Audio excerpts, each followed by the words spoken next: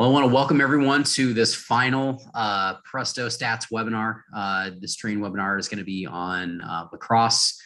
Obviously, there's been some changes in NCAA rules and everything. So Alex is going to walk you through the software, a little bit about how to make some updates on your end in terms of quarters and halves, things like that. But with that said, I'm going to turn it over to Alex. And Alex, if you want to go ahead and get started, and just before you do, if anyone has questions, please throw those into the chat, and you can please direct those directly at me, and I will get those over to Alex. So without further ado, Alex, go ahead. Sure. Thanks, Brad. All right. So first thing I'll start off with saying, Brad mentioned the rule change for women's lacrosse. I believe our default right now is set to halves. I'm going to try to get that changed with our developers to have it be quarters to set as the default, similar to what we have in men's lacrosse. So with that in mind, I'll kind of get started and show you how to do men's lacrosse, and we'll do the setup for both and just kind of show you a little bit of the differences. So first thing, when you launch Presto Stats, you can change the setup here. If you need to change how many periods or how many minutes per period, you can change that here. How much penalties are. These should be what you guys are following, but if you need to change that at all, feel free to go in there into the setup first. So first thing, we'll want to add the location. So we'll just add test there. We'll save that. Then we want to select 5 starters for both the home and visitor, similar to all the other sports here. So we'll do that.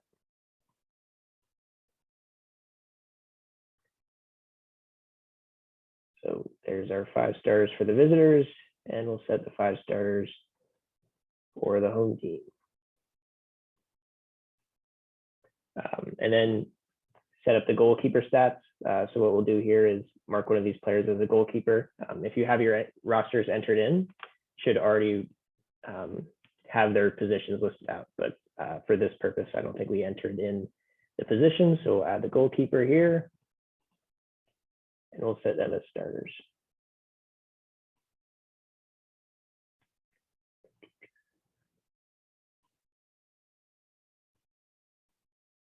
We'll choose the goalkeeper here. I believe we had 11 for stats 2. Similar to field hockey, kind of how you set the goalie before game starts. And then we had 7 here for stats 1. So it was 7. Okay, and then you'll see the goalie changes in here to start off the play-by-play. From there, very similar to field hockey, like I said, and all other sports really for that matter, you can start the clock by clicking the space bar or clicking the clock here. That'll have the clock running. From there, you can enter plays. You also have the cheat sheet here for if you're interested in short keys. We have that listed out here. You'll see the primary input keys will be over here, as well as the shot result keys. And then you'll also see them kind of as you click along, whatever's underlined, you can use that. So if we have a shot, stats 2 there, choose a player, then you can choose the result. So say this hit the crossbar, you can see Brad Kozlowski there hit the crossbar on the shot at 4:35. If we stop the clock, you can always come back in and edit that play. Similar to all the other sports, you can start over, choose the team, choose the shot. If it wasn't a shot, if it was actually a face-off or a turnover or clear, you can do that and then edit along the way before you submit it. You can also add comments if you want to add extra commentary for that shot. So that's how you add a shot or a play, really, similar to most other sports. The one thing I will point out here for men's lacrosse, there are a lot of penalties. So we do have a penalties kind of cheat sheet for men's lacrosse, and they're short keys or abbreviations for what they stand for. So I'd recommend checking this out. Obviously, there's a wide variety of penalties. So knowing what these stand for could be a helpful tool to have this up while you're statting the game. So here, if we go take a look, go to penalties, see the list out here. You can type these out if you want. If it's like a loose ball violation, for example, you can choose what type of penalty it is. We'll make this a minor penalty. Extra man opportunity. You can choose if it's 2, 3, no or yes. I'll just choose yes here. then you can put in comments as well for that play. So penalty on Dale Earnhardt, loose ball violation, minor with an extra man opportunity. So that's kind of how that function works for penalties. For the most part, at least in what I've seen in lacrosse, aren't too many areas of confusion or too many plays, kind of like basketball or football. Should be pretty straightforward with the inputs we have here, like face off, clock warning, clear. Just typing through a couple of these here. You could even switch possessions if you want to here. So let's go face off. 6, I know this order doesn't really make sense. You can choose the face off here. Ground ball, we'll go 4. So there, face off won by Stan Musial and Mark Chat, won by Stats 1, ground ball pickup by Hunter Bond on Stats 1. So that's kind of how the flow works for men's lacrosse. I'll show you women's lacrosse too. Like I mentioned at the very beginning here, for women's lacrosse, the default will be 30 minutes, 30-minute halves. You take a look at the setup here. You see that 2 periods in regulation, minutes by period 30. So if you change that, and we're going to try to get this changed for you guys so you don't have to do this. But if you change that, that'll set it to 15 minutes for the first quarter. And if we fill in the rest of the information here, like we did for the men, choose 6 starters.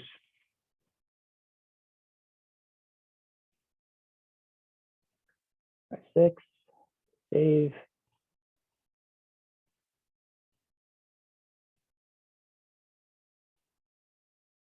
Save it, and we choose the goalkeeper, choose 7, and we'll choose 7 on the other team as well. Then once you have that, you see it kind of very similar to men's lacrosse. You can get started. Not as many penalties, so we don't have a penalty sheet for women's lacrosse, but we do have a cheat sheet. Should look very similar to men's lacrosse if you're interested in those short keys and how to transition between period to period. So hopefully it should be pretty straightforward with lacrosse. Again, what we always recommend is going into that Try Presto Stats site, testing out a game that's already been started or something, or create your own game if you want to start fresh like we just did there. I guess with that, any questions so far, Brad, or anything that you guys want me to kind of look into or demonstrate? I don't have any questions in the chat as of yet. Okay. Oh, never mind. How do you enter cause turnovers? Cause turnovers.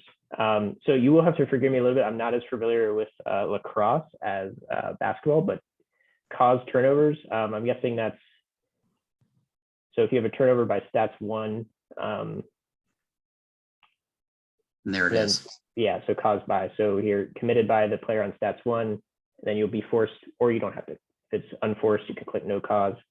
Their turnover by Hunter Vaughn. If we edit that, choose caused by number 8, say caused by Cal Ripken. So it will be in that natural flow of the turnover when you're entering it.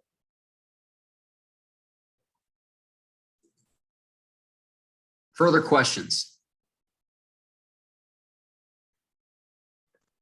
I guess one thing I'll show, I guess, is kind of wrapping up. So you can, whenever you're done with the quarter, or we set this to 0-0, kind of transitioning.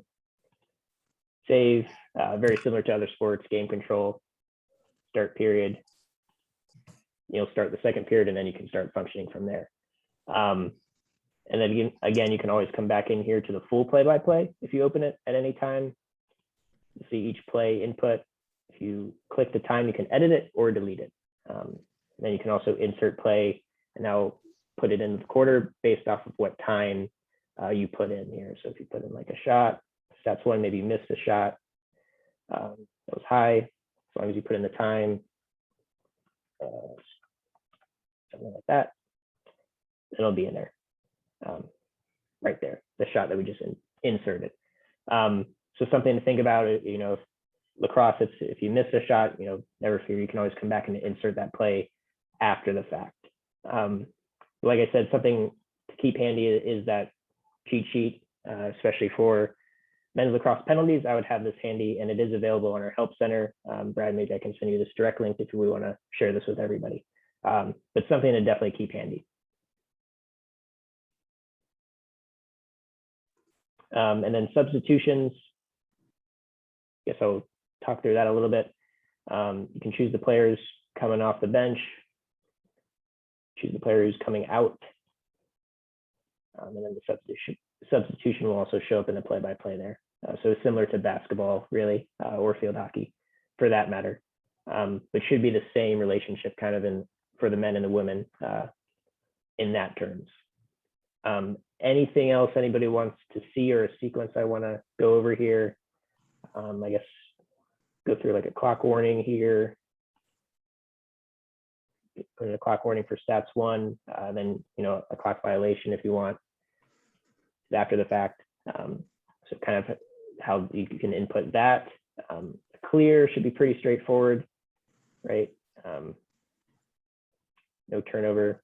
So clear attempt failed by stats 2 if they're under pressure. Trying to think what else here. I think we've touched on every input so far in men.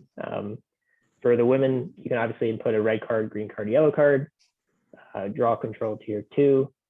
So if it's a yellow card on number 2, you can add that in here. Same for green and red. Draw control here. Something that you don't really see in the men stats, but you can see there are different inputs. So when you are practicing, just be cognizant of that. Maybe try one for both men and women, but know that they are different for obvious reasons. But yeah. I'm just putting in the cheat sheets into the chat. While I do that, does anyone else have any questions? I want to make sure that we cover everything today. Is the clock violation for the women a shot clock violation? Yeah, so if we go clock violation, and again, forgive me, I'm not as versed in lacrosse rules as I am in other sports, but I believe so. If there is a clock violation going, you can see there's a warning for the men. That I would maybe refer to, or I can maybe check with how that should be properly scored, but it doesn't look like there's a warning, just a clock violation before a warning. And Alex, can you walk through a scoring of a goal? Sure. Yeah, so we'll stick here in women. So for a goal, you do have to put a shot. So we'll put a shot, then you can choose the team. Then when you choose a player, you'll be able to choose goal, whether it's wide, blocked. Before you input a goal, it does have to be a shot first. So, and then you can choose what type of goal it was. If it was even, man up, or man down, we'll choose even here. And then you have the opportunity to show an assist. So we'll say no assist for this one. And then at the end, if you want, you can put in their season total for the goal if that's something you have handy. You don't have to, but say this was their 5th goal, no assist. Then you can add a comment too if you want. But you'll see there's shot goal by Haley Mount for stats 1. But that's how you would put in a goal. You have to put in a shot first. Okay, no just goal input right away. So yeah, good question though.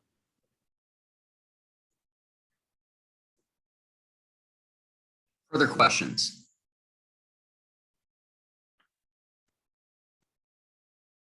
And if you guys want to unmute, since we don't have a huge group today, you can go ahead and unmute and ask your questions if you have any.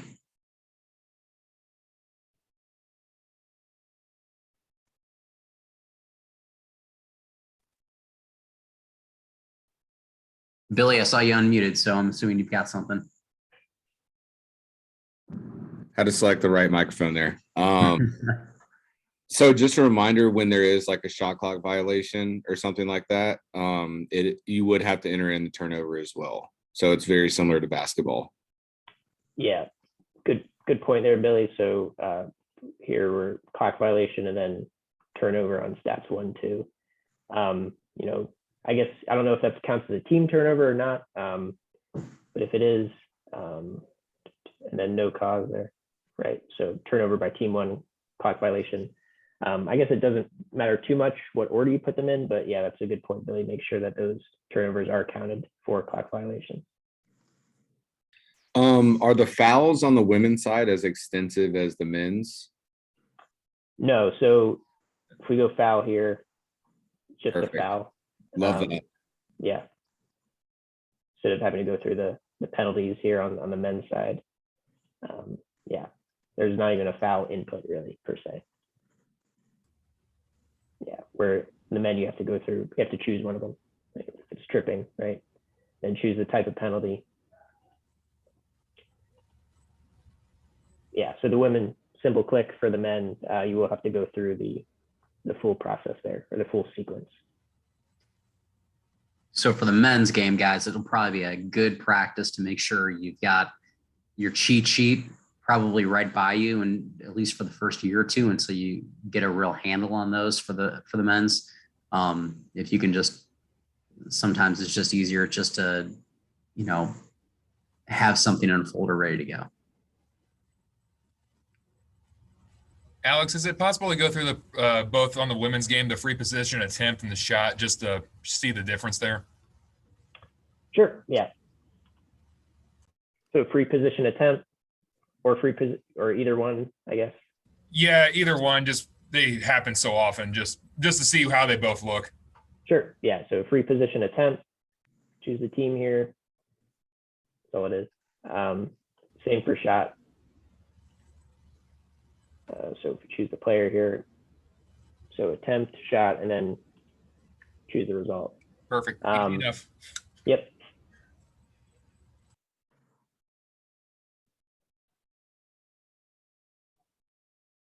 Further questions?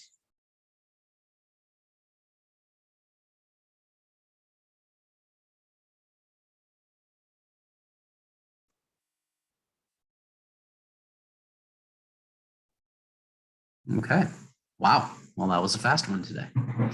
Well, guys, we'll go ahead and conclude unless anyone else has any further questions.